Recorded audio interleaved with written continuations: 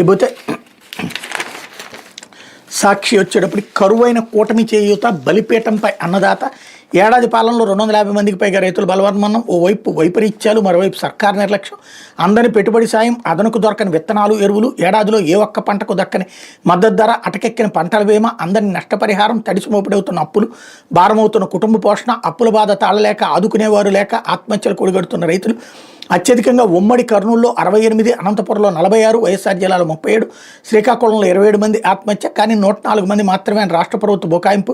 వ్యక్తిగత కారణాలని చెప్తూ రైతు ఆత్మహత్యలు నమోదు చేయని వైనం, బాధిత కుటుంబాలకు పైసా విడుదల చేయని కూటమి సర్కారు అంటూ 5 ఏళ్ల పాలనలో రైతులకు అన్ని విధాలుగా అండగా నిలిచిన వైఎస్ జగన్ ప్రభుత్వం అన్నటువంటి వార్తను హైలైట్ చేసి, మార్కాపురం చెందిన రాజారావు 10 మంది 7 ఎకరాల కలుగు తీసుకున్న డేటా మిర్చి, పత్తి తదితర పంటలు సాగు చేస్తున్నాడు. ఏడాదిగా పెట్టుబడి సాయం అందకపోవడంతో ₹3 వడ్డీకి అప్పు తెచ్చాడు. పంటల సాగు కోసం చేసిన అప్పులు 25 లక్షలకు చేరే.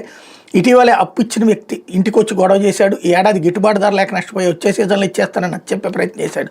ఏడాదిగా ఇదే చెప్తున్నా ఉండడంతో ఎలమంది తీవ్ర మనస్తాపానికి గురయ్యాడు. జూలై 7న పొలంలోనే పురుగు మందు దాగి ఆత్మహత్య చేసుకున్నాడు. తమకు దిక్కెవరుంటే ఆయన కుటుంబం కన్నీరు మున్నీరుగా వెలిపిస్తోంది అన్నట్టు వార్తని హైలైట్ చేశారు. లేకపోతే ఇరాక్ షాపింగ్ మాల్లో భారీ అగ్ని ప్రమాదం, 60 మందికి పైగా సజీవ దహనం, నగర టీడీపీ ఎమ్మెల్యే నోటి దూరత అంటూ మరొక వార్తను హైలైట్ చేశారు. వ్యక్తిత్వ హననం చేస్తూ మెసేజ్లు, వంతపాడుతూ ఐటీడీపీ దుష్ప్రచారం, రోజా ఫిర్యాదు చేసినా పట్టించుకొని నగర పోలీసులు మహిళలపై జరుగుతున్న అక్రత్యాలపై గొంతెత్తినందుకు కక్ష కట్టారు. ఇది ప్రమాదకరమైన సంస్కృతి అని రోజా ఆగ్రహం, ఎమ్మెల్యేపై చర్యలు తీసుకొని పుష్పశ్రీవాణి, వరదు కళ్యాణి, శ్యామల స్టేట్మెంట్ ఇక్కడ హైలైట్ చేశారు.